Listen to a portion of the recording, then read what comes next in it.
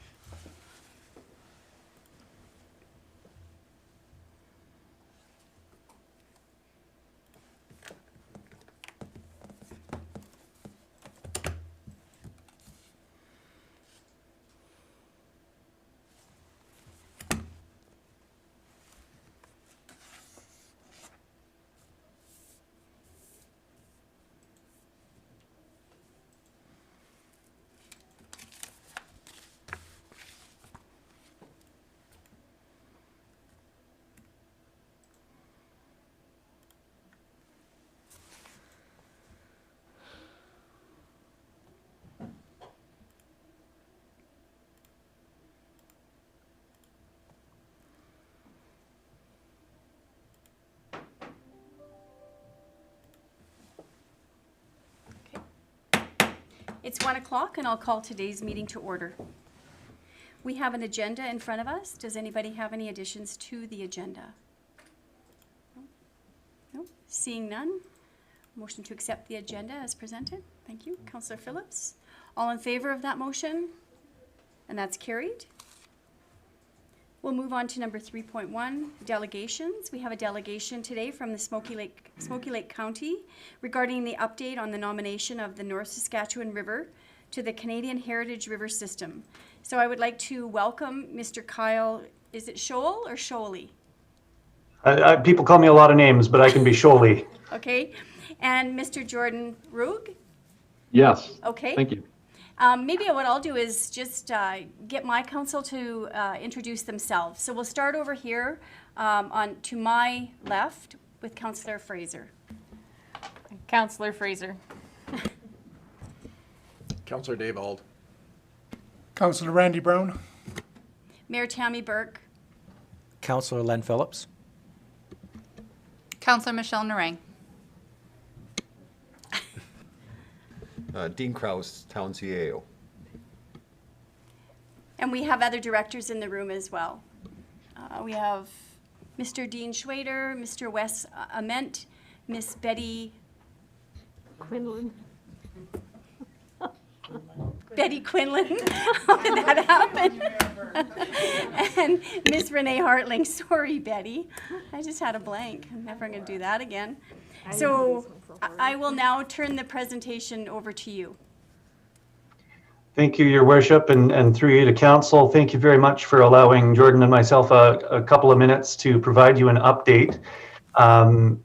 Basically, Town of Rocky Mountain House Council was one of the early supporters of this project, and I think provided kind of the impetus that was required to get the ball rolling, and we've rolled a little bit of a ways, so we have you to thank for that. I will just share our presentation on my screen so we can follow along. Does that appear to be working? Yes. Excellent. And as that is the case, I'll turn it over to Jordan to just introduce us quickly. Yeah, so good afternoon, Your Worship and Council. Again, like Kyle said, thank you for giving us the opportunity to speak with you today. And in the interest of everyone's time, which is super valuable, we'll try to be quick. So my name is Jordan Rugg. I'm the Manager of Planning Development here at Smoky Lake County, and alongside me is my colleague, Kyle Scholey. And just to give you some context, Smoky Lake County is northeast of Edmonton, a 2-day canoe ride, if it would be, or about an hour and a half drive. One of the reasons why Smoky Lake County sort of embarked on this project is that we have a number of other things that are happening in the county as well that we believe this heritage designation would complement. There's 3 specific things actually that are aligned with the Heritage River System.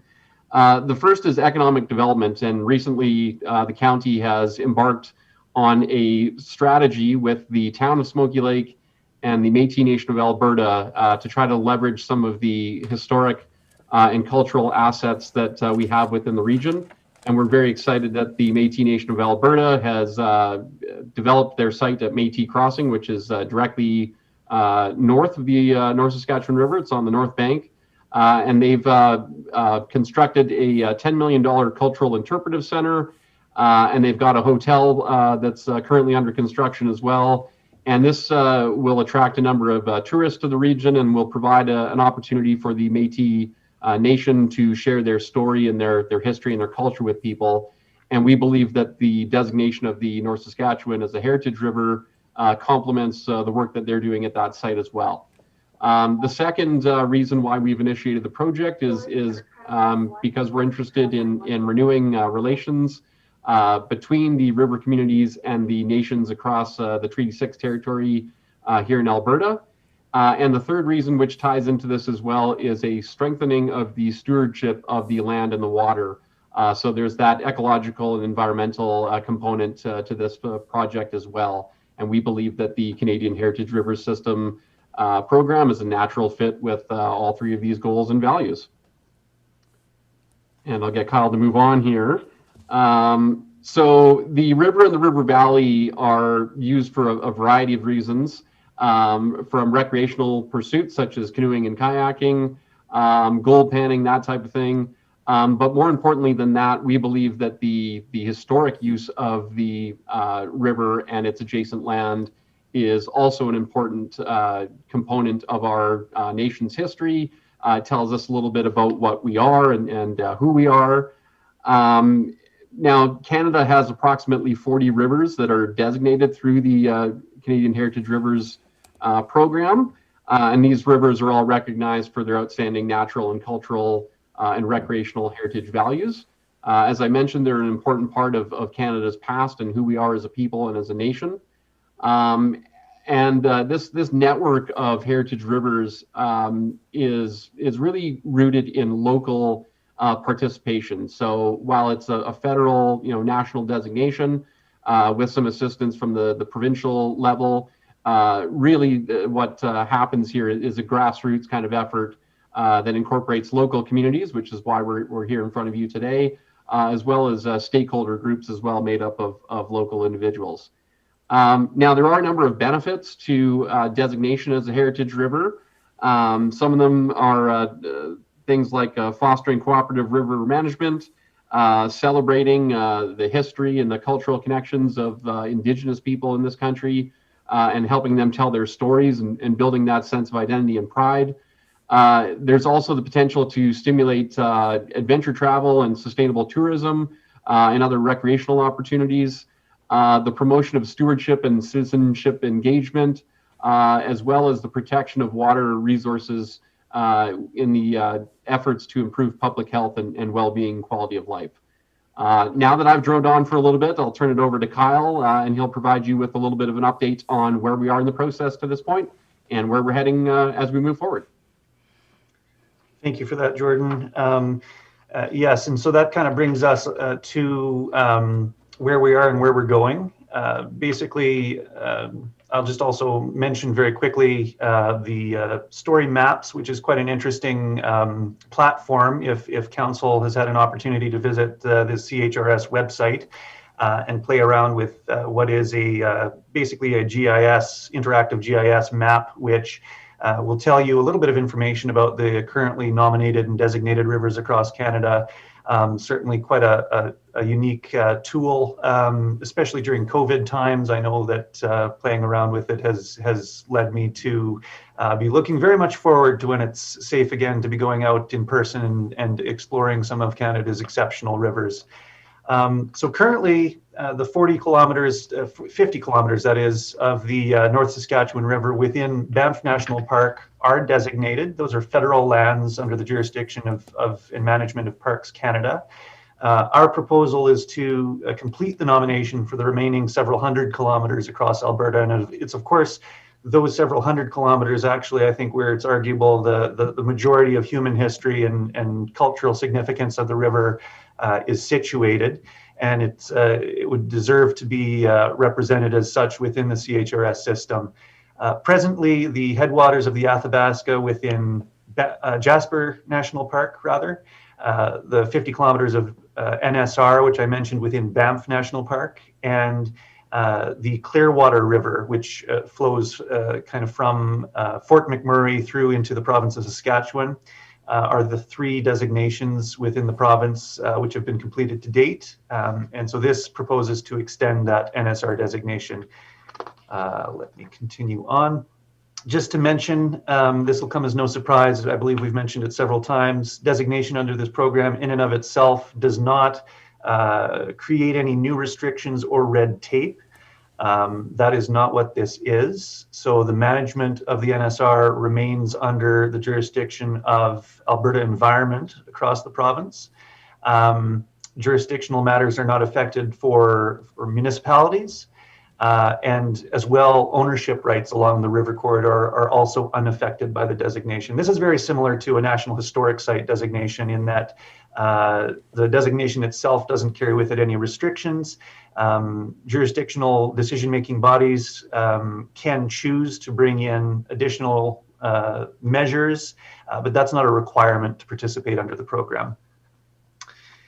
Skipping ahead, I'll just mention as well that we're also in dialogue with the North Saskatchewan River Basin Council in the province of Saskatchewan. They're quite excited about the project and the steam we've been gaining. The thinking there is that if Alberta proceeds with completing the designation, that others will follow suit as well. So we're quite excited about that also. Designation under the program, it should be mentioned, all rivers, all water bodies in Canada do carry heritage significance and deserve to be celebrated. Continuing on, basically we're at the stage where we're completing a nomination document which will describe the values for which the river is exceptional. That goes to the Heritage Rivers Board through Alberta Environment, and in part thanks to Rocky Mountain House's letter of support last summer. Minister of Environment Jason Nixon has committed in writing to being a champion of that. It's if the province was not willing to carry that forward, the project could not move forward. So we're very excited about that. Basically, we continue to be in dialogue with community groups that have not yet provided their support. We have received over now 55 letters of support. We're hopeful to have the opportunity to present to Edmonton City Council a little bit later this spring. And we're looking to create as diverse a coalition as possible to make this project do the most amount of good possible. So, for example, just last week as well, I will mention that the Treaty 6 Confederacy of First Nations provided a letter of support as well. In the month of April, we are going to be seeking further public input as well, and that is going to take the form of a webinar series as well as online survey, out of which we will obtain a What We Heard report with some of the direction coming out of that report to be integrated into the nomination plan and then also the subsequent management plan. Just a snapshot at the various communities that have provided their support thus far. And without further ado, I know we've got a minute or two over time, so I appreciate it. And Jordan and I will be happy to answer and entertain any questions that there might be. Great. Well, thanks for the presentation. We are very proud of our river here. I have one question before I turn it over. Are there any advertising benefits that we could, is there going to be like an advertising scheme come out for all of us that have supported this to be able to use? That's, Your Worship, I think a very good question. I anticipate that there will be opportunities for such things. Certainly, I think the most good that the program offers is as a vehicle to bring parties together for initiatives just such as that. So I know Rocky Mountain House bills itself as the place where adventure begins. I'd like to suggest it begins down here too. But I think we can all agree that river-based recreation and tourism doesn't begin and end within the national park boundaries. Certainly, I think groups such as Travel Alberta have been very interested in this initiative so far, and I think there's granting opportunities in that direction. And as well, even through CHRS directly, there are also granting opportunities for special studies and things of that nature as well. Great. Thank you. Does anybody have any other questions? No? Nobody else? Well, that was an easy crowd, hey? Letting us off easy. Letting us off the hook easy. So have you done the canoe ride that you talk about, the 2-hour or the 2-day canoe ride from Edmonton to Smoky Lake? So I've personally done segments of it. I'm a recovering kayak guide. I spent a year living in Tofino, sea kayaking and guiding out there. I would encourage council, if you have an opportunity to come out to Smoky Lake County, to stop through Métis Crossing. They've got a fantastic interpretive program, Paddle into the Past, where they'll take you on a shorter excursion of about 2 hours from Métis Crossing down to Fort Victoria Provincial Historic Site. And I'd just also like to point out as well that actually the background study that was required through this program in order to move forward was completed in the mid-2000s. And actually the ceremony to accept that document was officiated by the former Lieutenant Governor at Rocky Mountain House. So the town actually has a very strong connection to this project already. And certainly as we move forward to a stage where we're at the formal nomination and then subsequently the designation, we'd look forward to fostering opportunities to create a special celebration to that effect as well. That's great. Have you ever had the chance to canoe around Rocky Mountain House? Rocky Mountain House is a soft place in my heart. I love it out there. Good. It's a beautiful canoe ride. I had the opportunity with the NSWA a couple of times to do a few different segments of it, and it was a pretty amazing experience. So, Councillor Narang? Hi, so I do have sort of a question about all of the talk with the coal policy and whatnot going on right now. Does what's happening in our area impact this nomination, or have any impact at all, or what are you hearing? Thank you, Councillor. I would suggest that the timing for an initiative such as this is very good, so to speak, in that there's a lot of people talking about our river environment right now. And so that conversation, I think, yields itself very nicely to this. In and of itself, if the river, saying the river was designated as of today, it wouldn't have a statutory effect on the coal policy. You know, the annual and 10-year reporting that takes place under this program, it could make reference to the fact that there's both opportunities and risks that have occurred in the previous year, such as coal, for example. But it doesn't block coal, so it's really a vehicle for public discourse. So that I think is where I would begin to answer that question. There's no, I think, one silver bullet one way or another when it comes to water management and water policy. We're blessed to have a water for life strategy in this province, and I think all of us are really looking forward to seeing what the coal consultation looks like beginning next month, or at the end of this month rather. So that's what I'll have to offer for you. Okay. Any other questions? Well, it looks like we've asked all of our questions, so I just want to thank you again for your presentation, and good luck with getting the rest of the municipalities on board that you're after. Thank you very much, Madam Mayor. Very much. Okay. Thanks. Have a great day. Good luck with the remainder of your meeting today. Thanks.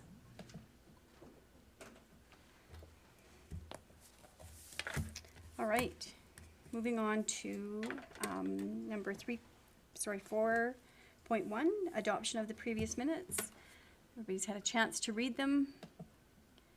Anybody have any concerns or changes? Okay, Councillor Brown? If no further discussion, I'd like to make the motion to adopt the regular council meeting minutes of March 9th, 2021. Okay, thank you. All in favor of that motion? That's carried. We'll move on to number 5. Number 5.1, the delegation business. Just looking for a motion to accept as information. Councillor Narang? Yeah, I'll make that motion. Okay, all in favor of that motion? It's accepted. Carried. Moving, no old business, new business. On to 7.1, criminal record checks. And I will turn that over to Ms. Hartling. Thank you, Your Worship. At the February 10th Policing Committee meeting, Staff Sergeant Dinsdale presented to the committee and requested that the committee consider charging a criminal records check at the detachment here. So council made a resolution at that or the policing committee made a resolution at that meeting to bring this forward to council. What I've done is I've gone and I've prepared for you like a comparison of other municipalities. Just some notes on this I would like to kind of bring up. One of the reasons that Staff Sergeant Dinsdale did request a fee for service on this is that they're very time consuming. They receive a significant number of requests. It's not uncommon because there is no charge for people to make a request, but then never follow up and collect the request that was done. So administratively, it's kind of a waste of time for some of the staff when that happens. And other municipalities also charge for this service. So I kind of have gone through and kind of described so there is a difference between a criminal record check and a vulnerable sector check. The vulnerable sector is typically for people that are working with seniors or children or anyone with special needs that they go through and do a check on through vulnerable sector for that purpose. Fingerprinting is a component for like with a criminal record check, or if someone is flagged, then the fingerprinting is required. And that's a federal program, and any fees collected for that automatically goes to the Receiver General for that. As I was doing the comparison, I would, started with one municipality, I'd go to another and more questions would come up. So I ended up having to contact them a couple times to get all of the answers to the questions. So some of the considerations for council with the comparisons that I've provided to you is whether or not council would like to impose a fee for criminal record checks. Of the municipalities that I did the comparison with, there was 7 out of 9 that did charge a fee. The fees ranged from $20 to $50. So that would be my first question to council, is whether or not you see that as something the municipality would like to do. We're looking at a fee for service, similar to if someone came to the pool, where the charge is for the service that's provided. Second question for council would be if council does wish to have a charge for this service, whether or not they wish to have a separate fee for vulnerable sector checks. And again, out of the municipalities that I provided the comparisons to, 2 of them provide a separate charge out of the 9. The fees range from $20 to $60. And then, of course, those that do not charge a fee do not charge a fee for vulnerable sector checks as well. So I don't know if you want me to go through the questions first, or if you want to address each question as they come up. Do you have a Council's wish? preference, Your Worship? What would council like to do? Go through the questions? Whatever's easiest for Renee as far as presenting, whatever makes the most sense. Yeah, I can go through, and then we can go back and council can Sure. discuss and provide some direction on their wishes. Okay. Sure. And then the waiving of the fee, that would be the third consideration for council, is whether or not to waive the fee for volunteers or practicum students. And again, of the municipalities that were in the comparison, 2 of the 9 reduced the fee, while the other 5 waived the fee. So the other 2 municipalities do not charge. So, and whether council wishes to have the processing of fees done at the municipal office. There were some municipalities that had the processing of the fees done at the detachment. However, they had to operate on cash, and then people were going back and forth to collect the fees. There was only 1 out of the 9 that actually had a point of sale, like a till, where they could use debit or credit cards. So, based on that, my recommendation would be for them to collect the fees here at the town office, and a receipt would be provided, and they could bring that to the detachment for processing. And that was Staff Sergeant Dinsdale's preference as well. Renee, can I just ask a question on that Sure. then? So does that mean that they would come here first? Yes, Get their record check form here? yes, And then proceed to the RCMP that's correct. detachment? Okay. Yeah. And then would they pick up their record check at the RCMP detachment or here? No, they would pick it up at the detachment. Okay, thanks. And then the other thing was just with regards to whether council would want a separate bylaw as part of the rates and charges bylaw. Most of the municipalities that I talked to, there was only one bylaw and it was completely inconsistent with the process. So most of the municipalities had it either as like a fees and rates charge. And there was one municipality that had it as like under their service level review. So it was just part of the budgeting process, but it wasn't actually incorporated into any bylaws. So my suggestion would be to do it as a fee under the fees and rates bylaw. Say, Yeah, yeah. yeah. So I don't know if you'd like for me to go back to the first question and for you to discuss whether or not you would like to proceed with a charge. Okay, I'll open it up for discussion. Councillor Phillips? Being part of the policing committee and being part of the discussion when this was brought forth, it's very obvious that there's many requests for criminal record checks that are never picked up or never followed through on, which, costs taxpayers money.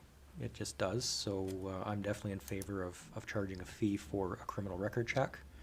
When it comes to the volunteers, though, I would like to see either a reduced rate or waived altogether, just simply because volunteers are hard to come by these days, and we don't want to make another obstacle to someone volunteering in an organization. Councillor Narang? Outside of volunteers and people needing them for work, who is applying for criminal record checks? So typically they're done for employment, they're done for volunteerism, immigration, I believe pardons as well.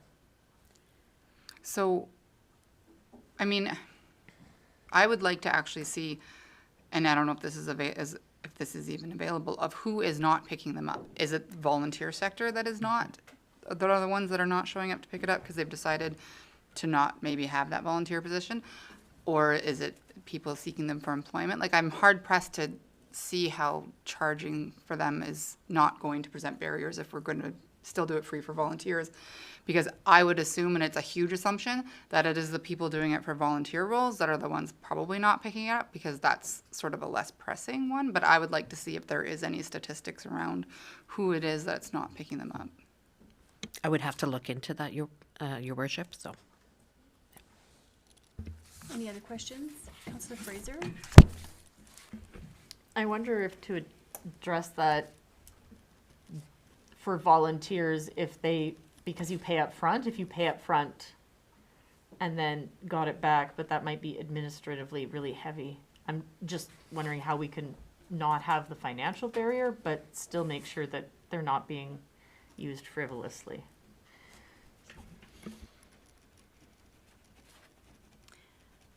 Yeah, I'm not sure, because I do agree. If it is the volunteers, we don't want to hinder the volunteers, but how do we make it fair across the board for everybody? So, Councillor Auld, did you have a question?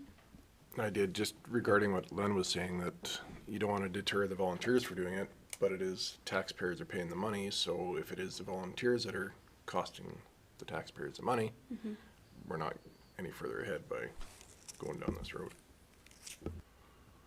I agree. I think if we're going to charge, we somehow have to just charge flat across the board. But I wonder if there's some way we could, I don't know, come up with another way that the volunteers, we could somehow grant them a criminal record check. I don't know. I think it's going to be easiest just to do it across the board or don't do it. To me, that would be the most fair and equitable. Councillor Narang? And do we know how much this is, like, we would stand to create as a revenue from this, or what we would be recovering through these charges?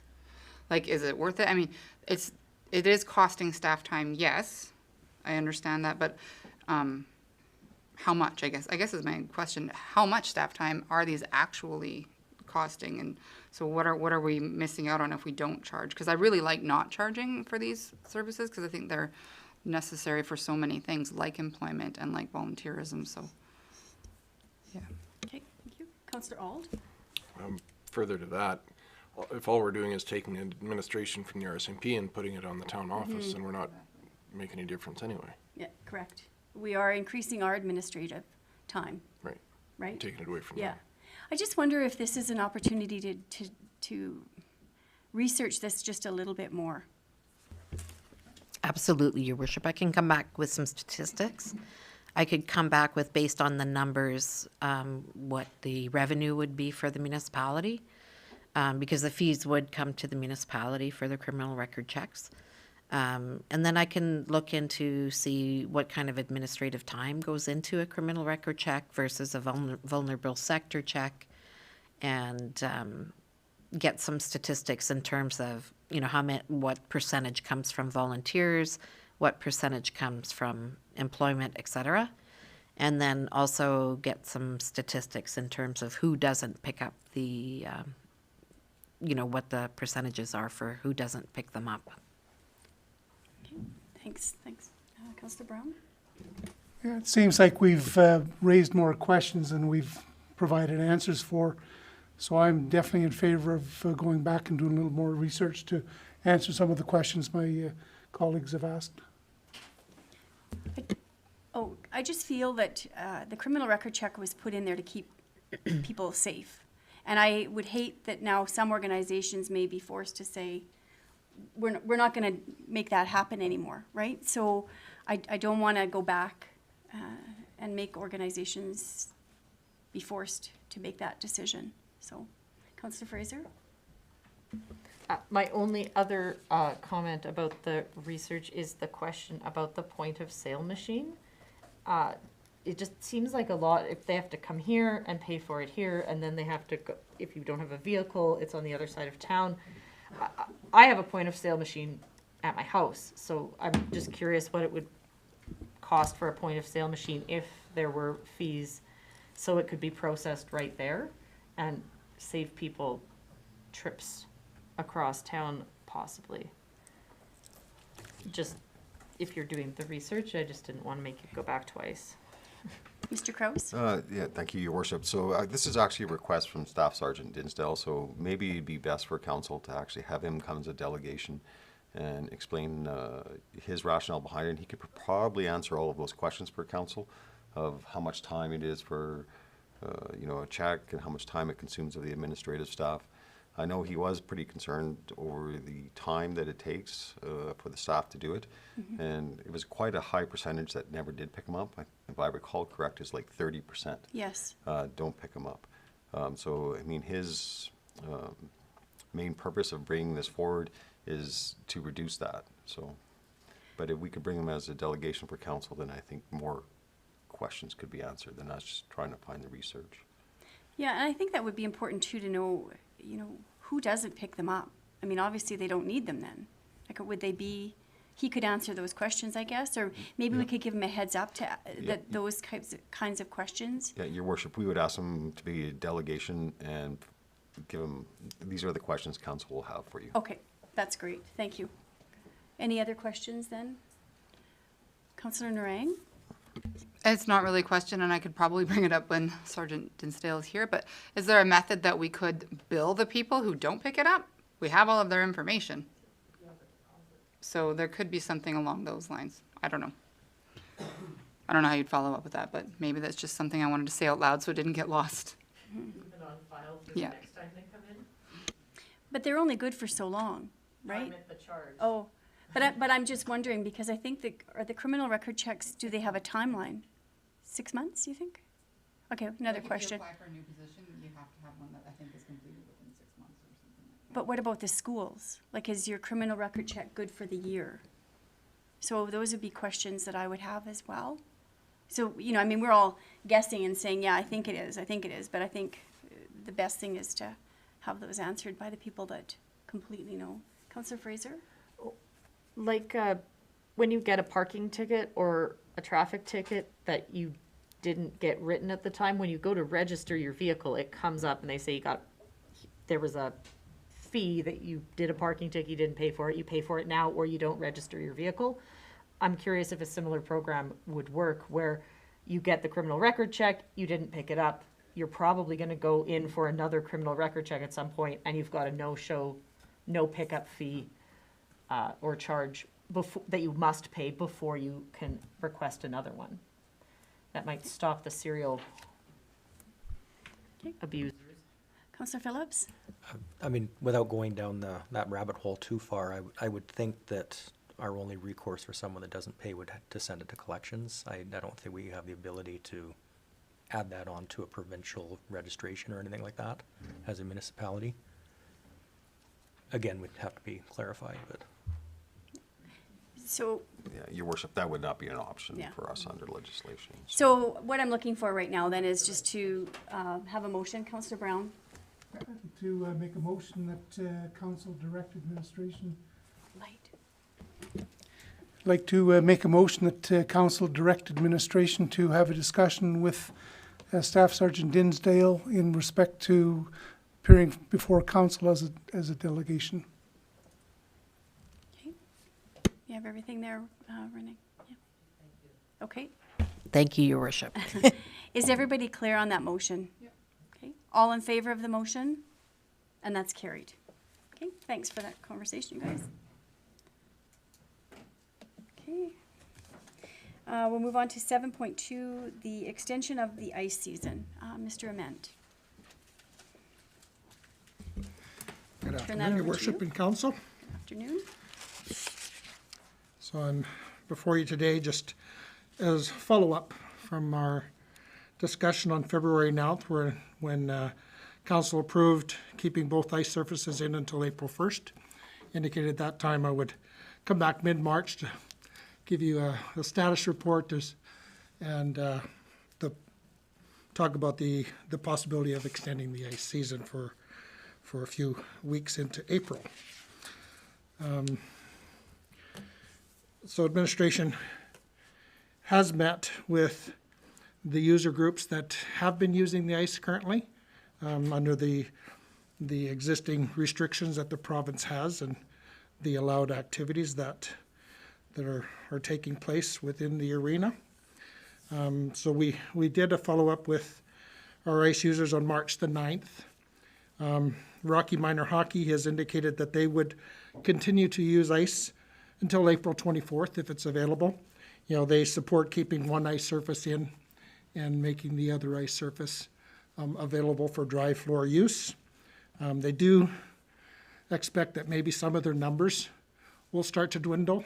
Right now, they've divided many of their age groups into two groups, and they anticipate that they would still have enough use to warrant that time. They currently using about 25 hours a week on the two ice surfaces.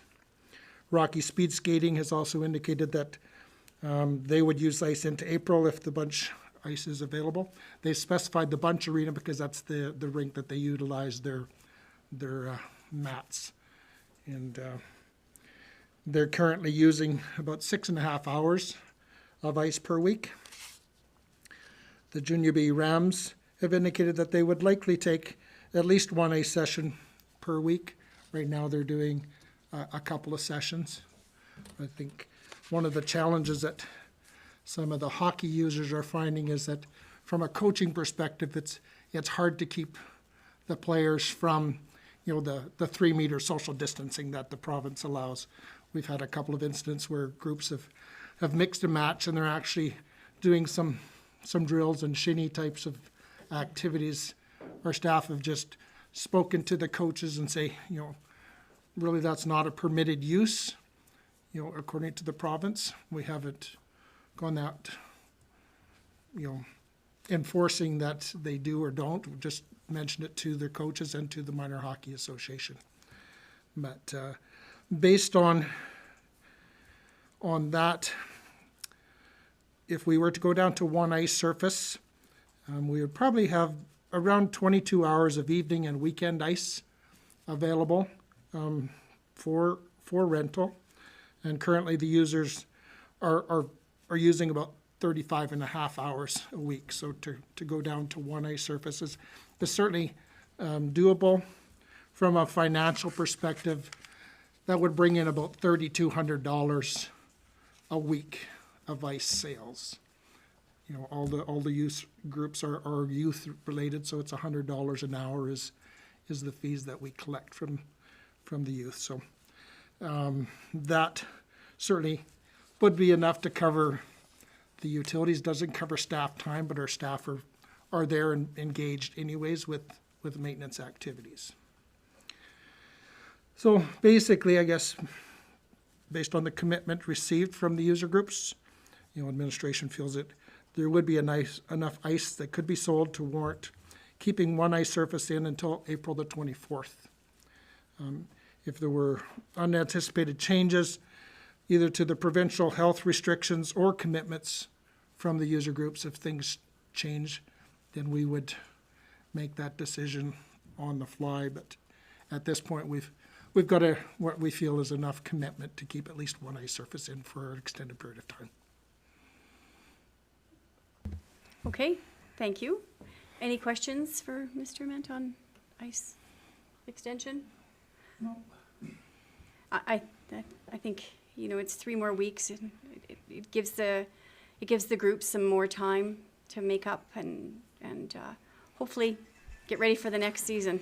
Yes, we have, I didn't mention it, but the Baseball Association has already been phoning and asking for dry floor as early as they can get into April. Mind you, the way the weather's looking, they might be on their regular fields earlier than usual as well. But So they would use the other arena? they would use the quick lane, and usually what they do is they set up a batting cage. Okay, And in talking with our arena manager, you know, often it's been set up in the bunch arena, but we do have the ability to set it up in the quick lane okay, so that they could use.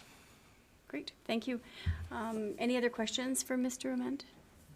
It's Councillor Phillips?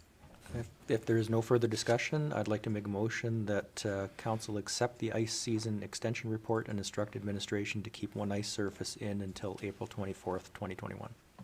Okay, thanks. Okay, all in favor of that motion? And that's carried. Thank you. Thank you.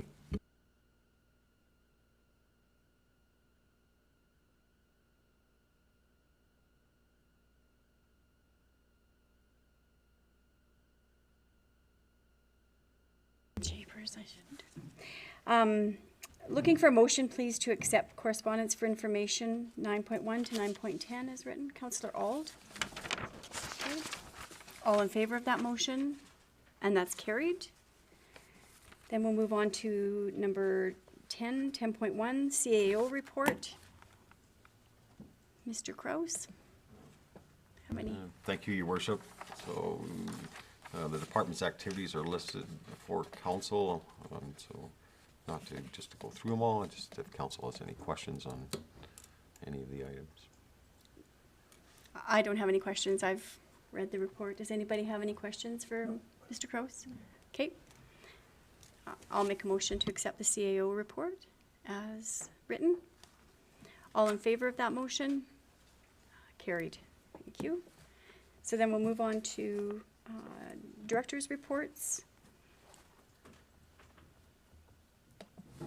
Okay, we have the first report is Recreation and Community Services. Does anybody have any questions for Mr. Ament? No? Okay.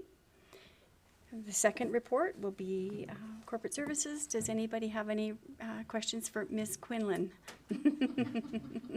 Sorry, Betty.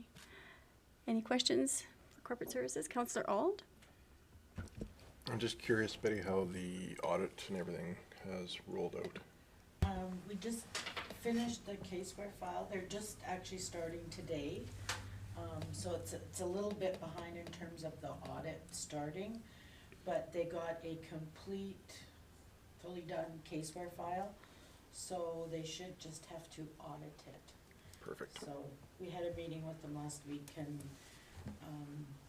Mr. Wade was quite optimistic that they'd be able to meet their deadline, so. I just wanted to hear that vocally. Yeah, no, it's all signed, sealed, and delivered. Good. Any other questions for Ms. Quinlan? Okay. We'll move on to planning and community development. Does anybody have any questions for Mr. Schwader? No? Councillor Auld? Can you remind me, when was their other court or peace officer going to be joining us? The new edition is May 27th.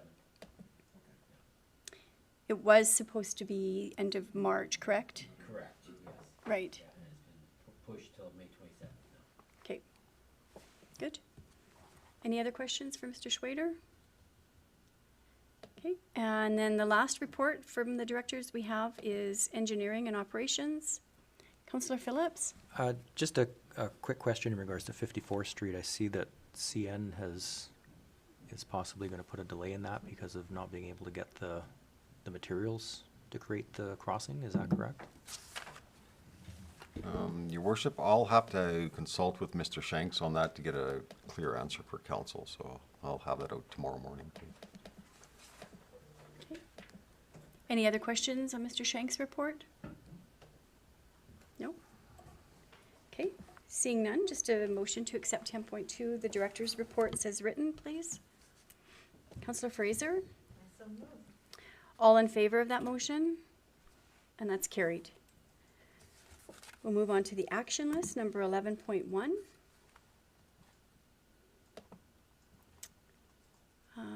Does anybody have any questions about the action list and the items that are on there?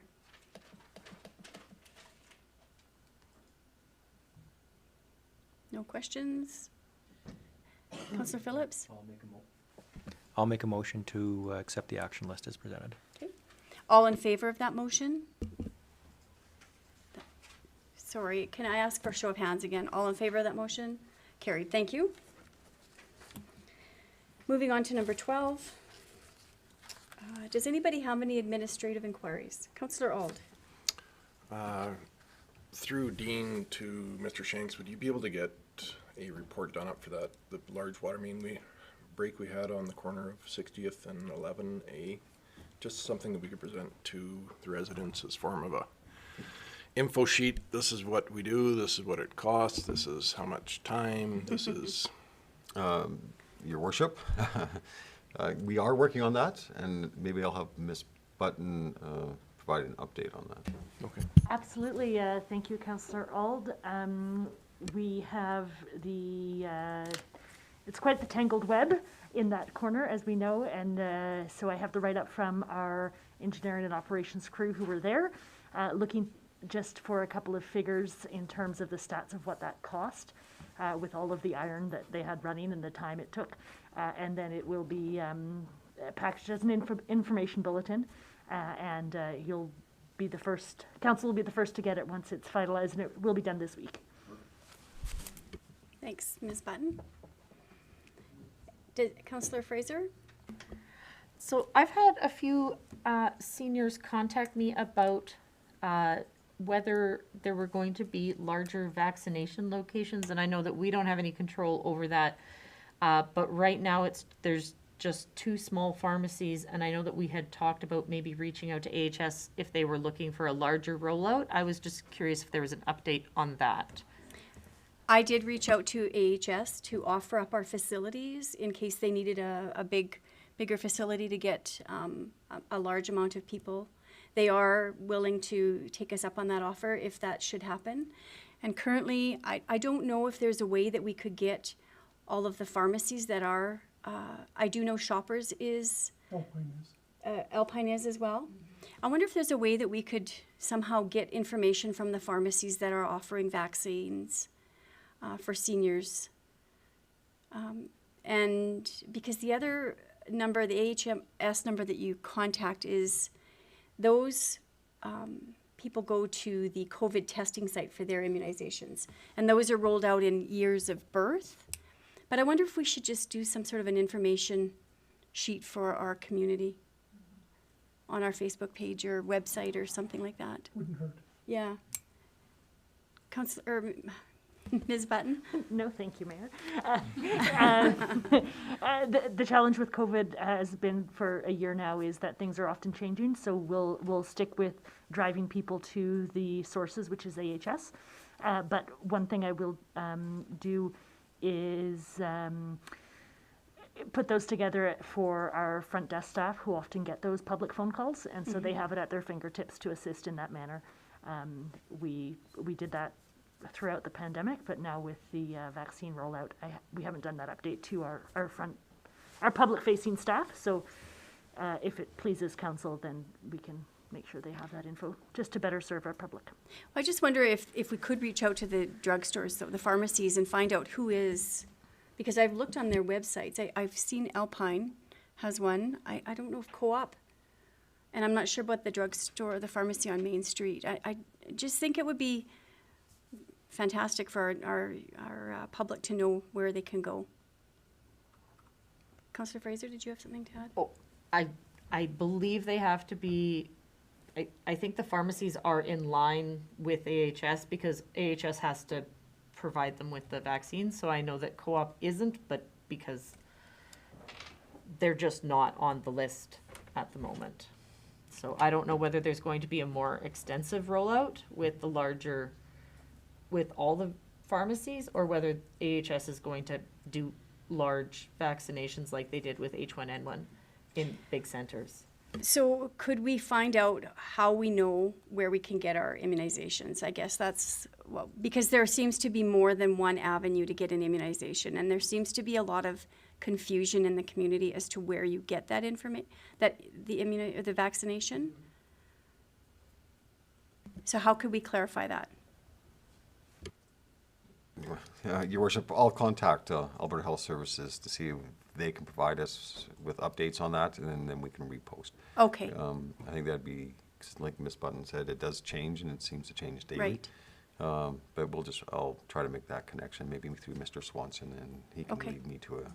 And can we then clarify as well if they're the ones that are also getting the pharmacies on board, or like, because do people go through HS for the pharmacies? I don't think so. I think they go directly to the pharmacy. Your worship, I'm not too sure, so we can clarify. Okay, that would be great. Councillor Narang? I was going to say AHS website, where the COVID vaccine website, you can actually link to the pharmacy and link to the AHS site, so it's all right there for you. Okay. So it's easy to find. So that's something that we could share. Yes, absolutely. Okay. That good, Councillor Fraser? Wonderful, thank you. Any other administrative inquiries? No? Any notices of motion? No? Okay, it is 1:51, and I'll call a 5-minute break. And then when we come back, we will move into closed session. Thank you.